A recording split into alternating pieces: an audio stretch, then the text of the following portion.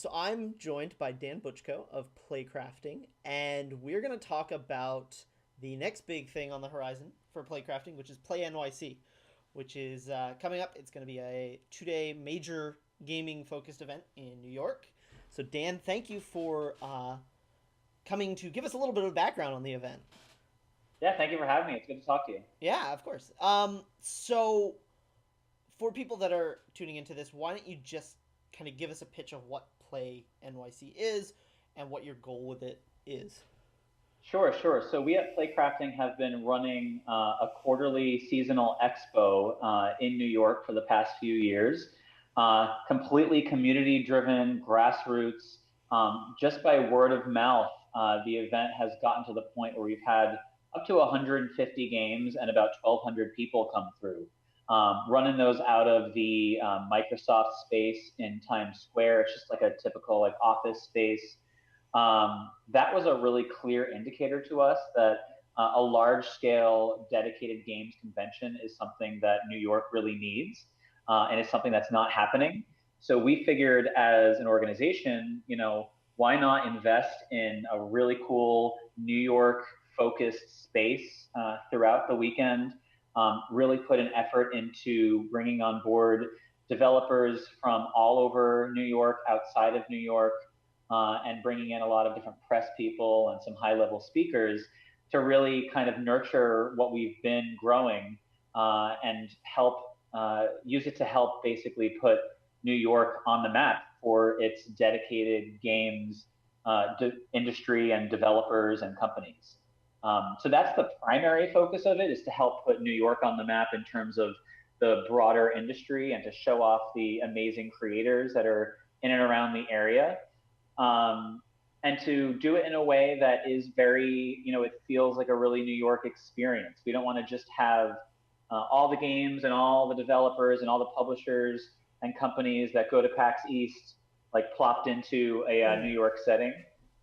So we've had like a really heavy focus on making sure that there are creators and companies there that perhaps a lot of people don't know about, that are based in New York, because we at Playcrafting get the response from the larger industry all the time about, oh, New York has things going on. I had no idea. Or New York is small and kind of not nearly to the scale of what Seattle or LA or San Francisco are, which is mind boggling to us because our largest developer community by far is in New York. So this is an opportunity to really give New York, its developers, its fans, its just general gamers, the event it deserves that really doesn't exist here.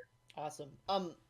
I had a thought that probably some of the people that have heard of Play NYC at this point are interested might not know a lot about playcrafting. So, give us the short on what playcrafting is and kind of where it came from.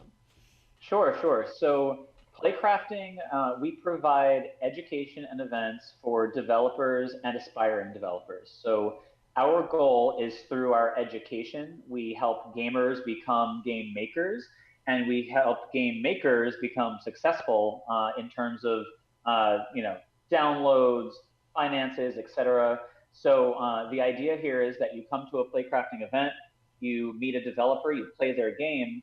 Within 6 months, maybe you took some of our short form classes, a couple of our multi-week courses, and now you are a developer showing off a game to now prospective developers as well. So it's a really cool system that we have in place. And our real goal here has always been to lower the barrier for entry for people to start making games now and to get started. We really believe that game development is not something that you need a multi-year, thousands and thousands of dollar degree in order to get started in. You can start making games now. You can do it relatively inexpensively, Mm. and it's not that hard to get started. So we really are in place to help nurture and grow the developer communities in the cities that we're placed in. And then on the event side, we kind of are using our events to both show off games from instructors and students in our classes and courses, uh, but really using them as a way to galvanize the whole community. So there's no like restrictions or requirements about having learned or taught through playcrafting to be a part of our community at our events. We really just want as many people making games as possible, and we want our events to be a platform to be showing off games that are being made locally.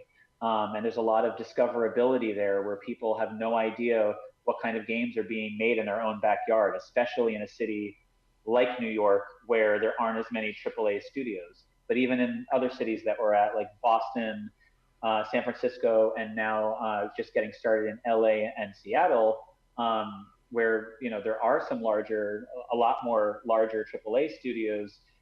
There's plenty, and there's like tons and tons of smaller dev teams and smaller indie studios. So that's really the purpose, is to help grow these communities, and to do so through education and events. Perfect. So obviously, right in line with the kind of stuff we're covering. Um, Right. so moving back to Play NYC, and this being the first year that you're doing this event, I was hoping I could pick your brain a little bit, get your viewpoint on some of the hurdles of arranging an event of this size, of A working in lot this of them. community. Right, I'm sure. And then also maybe some of the things that have really surprised you and turned out to be really successful. Um, what is working well, what has been an unexpected struggle. Um, yeah. Sure, sure, yeah. Yeah, when people ask me about like the challenges, I tell them that I'm really like I think I'm in large part more excited for the second year of Play NYC, because year one has been all about learning so many lessons and making so many mistakes along the way. We wanted to launch this event earlier this year in spring. The idea for it came about, I'd say, about a year and a half ago, when we saw this like just explosion of organic growth in terms of our community events that we're doing with playcrafting. And I spent a lot of time finding the right venue for this. Mm. We talked to a number of places, and eventually had to just pull the trigger on the one that seemed like the best possible fit, because we knew that if we didn't get this going in August of 2017, that it'd be too late to launch something in the middle of like a higher event season, fall, winter. So first and foremost, I think the biggest challenge was finding a home for it to start. And it's become clear as to why there's not really a dedicated games convention in New York yet, because it's so expensive to put on an event of this scale in Manhattan. And Manhattan has always been our main place that we have all of our classes, courses, and events. We have people coming in from as far north as Boston to our typical events, as far south as DC, and as far over as like Western Pennsylvania.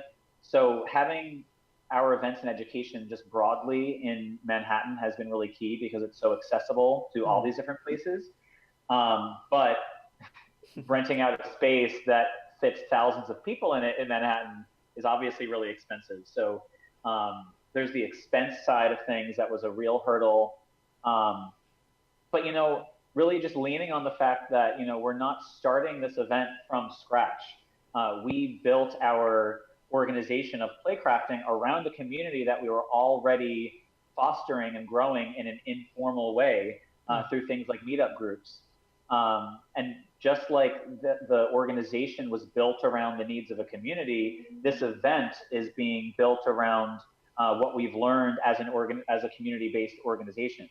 So what's been important to me as we've sort of been locking in exhibitors and developers as part of the event itself is getting on the phone, talking to people exactly about what's happening at the event, how it's working, how it's different from our typical playcrafting events in the cities that we're in, because really this is an opportunity for us to galvanize independent developers and to help elevate them to a level that perhaps they wouldn't be able to otherwise, since there's nothing like this in the New York area.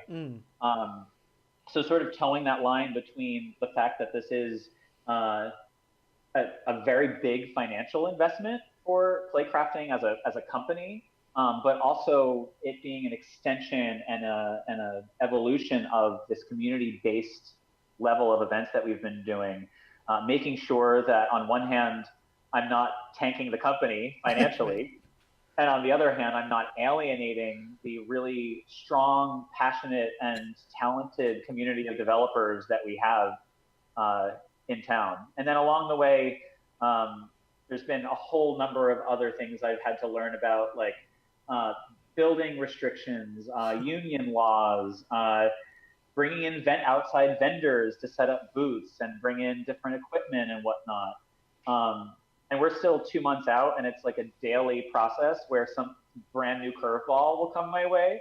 But I think the transparency that we've had and all the different calls that we've had with potential exhibitors, sponsors, vendors, the fact that this is the first time we're doing anything on this scale, and just being really open about what we know and what we don't know, and we're trying to accomplish, and being realistic about, it's year one. So it's hard to get like the attention of some of the larger companies when it is like a 5,000 person event versus like a 80,000 person PAX event.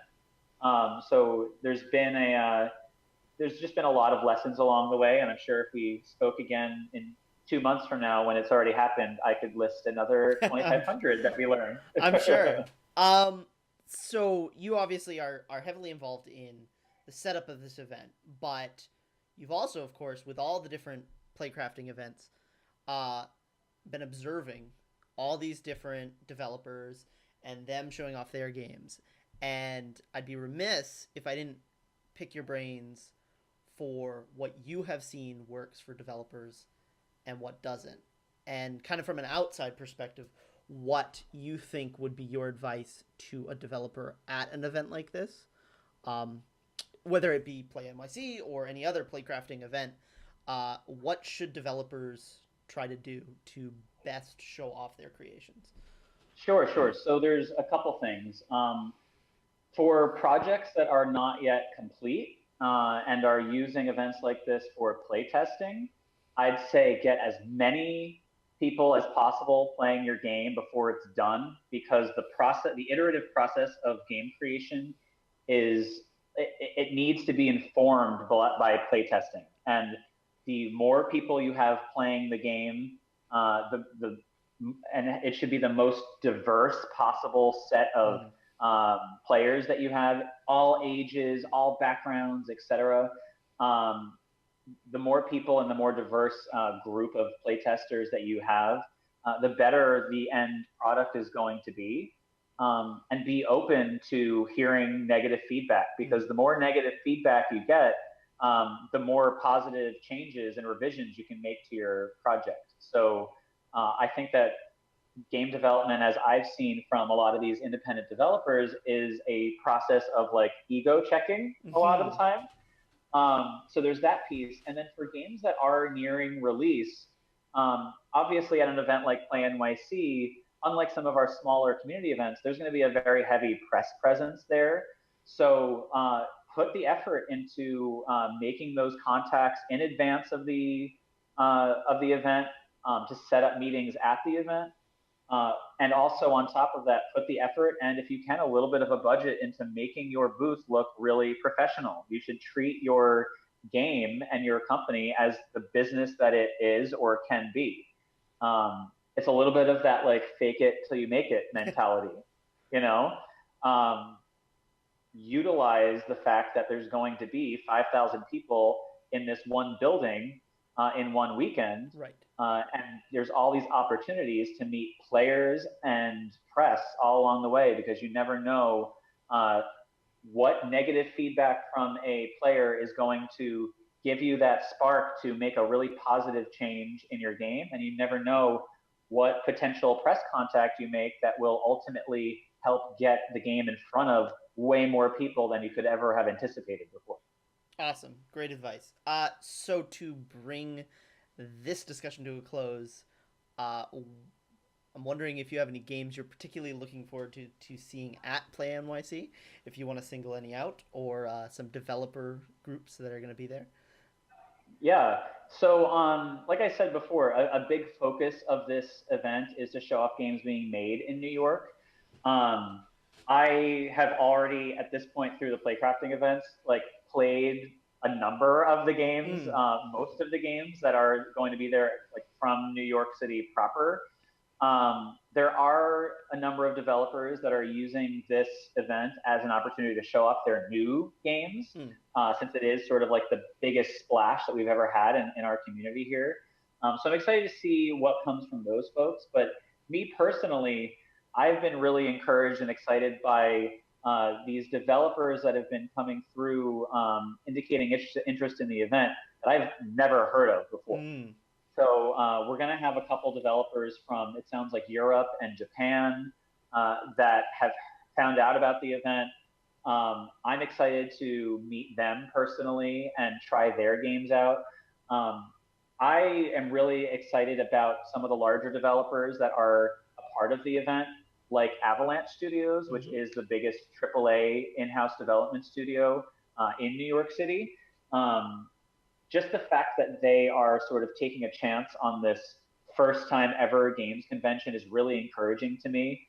And as I've talked to them and some other like AAA game studios, you know, just like I said to developers to always be open to negative feedback and constructive criticism, I've made it very clear to the larger studios that we've talked to that have done stuff with us before, that this is something that we are building in the service of developers and in the service of gamers and press. So we want feedback from all those different Mm. areas.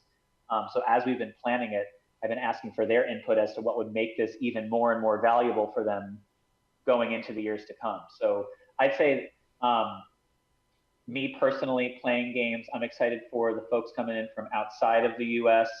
Um, and for the developers that are there, I'm excited to see them make a splash with way more people than I've ever seen Mm. them make a splash with before. And I know that a lot of these developers have had their games at places like GDC, like PAX, etc. But being able to see them really in their element, in their own backyard, making a big splash at a convention like this, I'm excited about. So some of those smaller ones, I would say there's Fabra's company. They just released Slime Song, Mm. and that game's coming out, I think, onto the Nintendo Switch later this summer, which is now my like preferred console because it's so convenient. Um, I love Simple Machine. That's one of the local mobile developer houses. There's a game called Avaria Versus, which has been a part of some of our pack stuff this year. That game is really coming along. It's like a combat action RPG. Um, the next game from Digital Continue, who just released the remake of Lock's Quest, is going to be there. And it's going to be the first time that anyone on the East Coast is going to be able to play that game. I can't say what the game is yet because they haven't announced it yet, Secret, but that's secret. Digital Continue. Yeah, they're going to announce it before the event, and then it's going to be playable for the first time on the East Coast there. Um, I'd say those are some of like the ones that, but there's, I feel so invested in the success of all of the local studios. I could rattle off like 35 other studios right now that come to mind. Um, I get excited when people find out about these folks for the first time. So I encourage people, even if they're excited about some of the games or the studios that they might recognize that'll be there, I encourage people to like check out the ones they've never heard of before. Mm. Absolutely. Cool. Well, Dan, thanks for taking a little bit of time out of what is no doubt a very busy schedule, getting ready for Play NYC, to tell us a little bit about the history of playcrafting, the history of Play NYC, and what you're trying to do with the event. There'll be a link in the description below to the Play NYC site, and make sure to visit Indie Hangover because we will be there covering all sorts of indies, as many as we can possibly do over the 2 days. So there'll be lots of content coming out of this event. Awesome. All right. See you there.